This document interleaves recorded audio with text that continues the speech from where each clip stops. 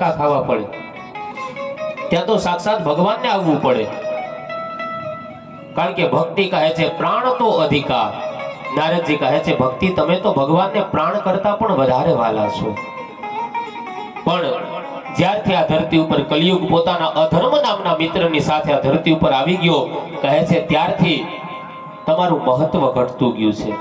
ભક્તિ કહે છે મહારાજ તો પછી એ કલિયુગને રાજા પરીક્ષિતે જીવતો શું કામ રહેવા દીધો? એને મારી ન નાખવો જોઈએ?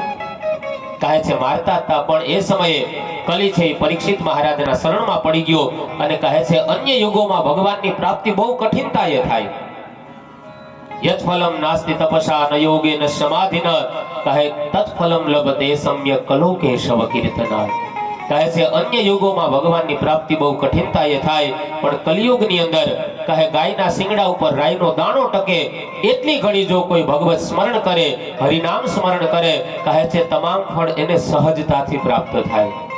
અને એટલા માટે થઈ અને કલીનો નિગ્રહ કર્યો, કલીને માર્યો નથી.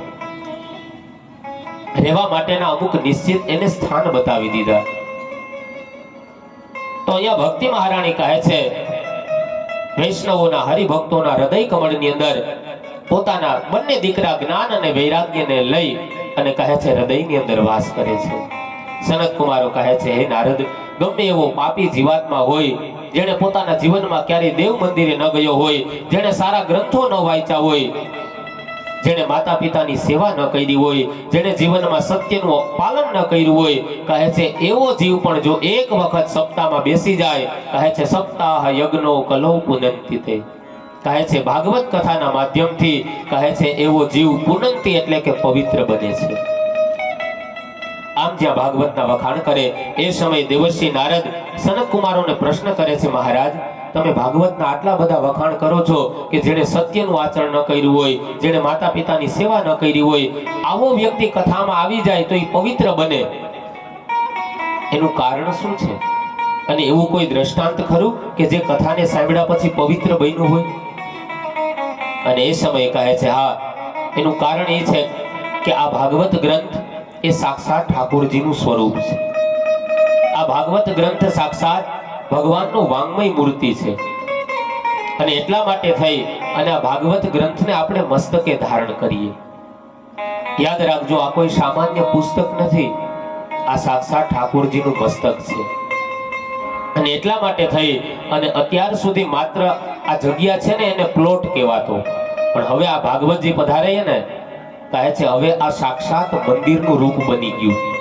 માટે હવે જેટલી આપણે મંદિરમાં કાળજી રાખીએ, જેમ મંદિરમાં આપણે ચપ્પલ પહેરીને ન જઈએ, એમ અહીંયા કથા મંડપની અંદર આ જેટલો પંડાલ છે ને ત્યાં ચપ્પલ પહેરીને ન આવવું જોઈએ. મંદિરમાં ચપ્પલ પહેરવાનું જેટલું પાપ લાગે ને એટલું જ આ કથા મંડપની અંદર તમે જે ચપ્પલ પહેરીને આવો ને એનું પાપ લાગે. તો કાલથી ખાસ ધ્યાન રાખવું, જે કાંઈ આપણી વ્યવસ્થાઓ છે બહાર એ ચપ્પલને સ્થાન આપીને પછી અહીંયા આવવું જોઈએ, કારણ કે હવે આ સાક્ષાત ઠાકોરજીનું મંદિર છે. જેટલી મંદિરની આપણે પવિત્રતા જાળવીએ, મર્યાદા જાળવીએ, એટલી જ હવે અહીંયા આ જે કથા પંડાલ છે એની આપણે મર્યાદાઓ રાખવાની. તો ઇત્યેષા વાંગમયી મૂર્તિ પ્રત્યક્ષા વર્તતે હરે. કહે છે આ ભાગવત છે સાક્ષાત ઠાકોરજીનું સ્વરૂપ છે. સનત કુમારોને પ્રશ્ન કરે છે દેવર્ષિ કે મહારાજ કોઈ એવું પાત્ર છે કે જે ભાગવત કથાને સાંભળવાથી પવિત્ર બન્યું હોય? કહે છે હા, એક પુરાતન ઇતિહાસ છે. ઇતિહાસ એટલે બની ગયેલી સત્ય ઘટના. અગાઉમાં પૂર્વની અંદર જે ઘટના ઘટી ગઈ હોય ને ભાગવતકાર કહે છે એને ઇતિહાસ કહેવાય. કહે અત્ર તે કીર્તયિષ્યામિ ઇતિહાસં પુરાતનમ યસ્ય શ્રવણ માત્રેણ પાપઃ નિપ્રજાયતે તુંગભદ્રા તટે પૂર્વમ અભૂતપત્તનમુત્તમં યત્ર વર્ણાશ્વધર્મેણ સત્ય સત્કર્મ તત્પરઃ. કહે છે એક પુરાતન ઇતિહાસ છે. તુંગભદ્રા નામની કહે છે નદી, આ નદીના કિનારે એક સુંદર મજાનું નગર છે અને આ નગરની અંદર કહે 4 વર્ણના લોકો રહે છે. બ્રાહ્મણ, ક્ષત્રિય, વૈશ્ય અને શૂદ્ર. કહે છે આ નગરમાં એક આત્મદેવ નામના બ્રાહ્મણ રહે. આ બ્રાહ્મણને એક પત્ની જેનું નામ છે ધુંધુલી, કહે છે થોડી વિચિત્ર સ્વભાવવાળી હતી. આ સ્ત્રી એટલી જીદી હતી ને કે પોતાની વાતનો કકો પકડનારી હતી. સ્વવાક્ય સ્થાપિકા, જ્યાં સુધી પોતાની વાતને સત્ય ન કરે ત્યાં સુધી કહે છે એને ભોજન પચે નહીં, આવી જીદી હતી. અને સોસાયટીમાં એકાદું તો આવી ધૂંધુલી હોય જ કે એ પછી એનું જ પકડીને બેઠી રહી.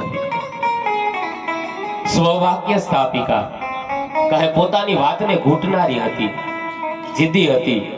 પણ છતાંય આવી વિચિત્ર સ્વભાવવાળી સ્ત્રીની સાથે આત્મદેવ નામના બ્રાહ્મણ એ પોતાના ઘરનો નિર્વાહ ચલાવે છે. આત્મદેવ બ્રાહ્મણને સંતાન નહીં, સંપત્તિ તો ખૂબ હતી પણ સંપત્તિને ભોગવનારું સંતાન નહીં. એટલે આત્મદેવ બ્રાહ્મણ વિચાર કરે સંતાન વગરનું જીવન શું કામનું, આના કરતા તો આત્મહત્યા કરી લઉં. અને એ સમયે આત્મદેવ બ્રાહ્મણ કહે છે વનની અંદર આત્મહત્યા કરવા માટે જાય છે. અને એ સમયે એને રસ્તામાં એક સંન્યાસી મળે છે. જો ન કરે લકીર વો કરે ફકીર. સંન્યાસી મળ્યા, આત્મદેવ બ્રાહ્મણ રડે છે. એ સમય પેલા સંન્યાસી પૂછે છે હે ભૂદેવ, આપ આટલા બધા ચિંતિત થઈ કથમ રોદિશ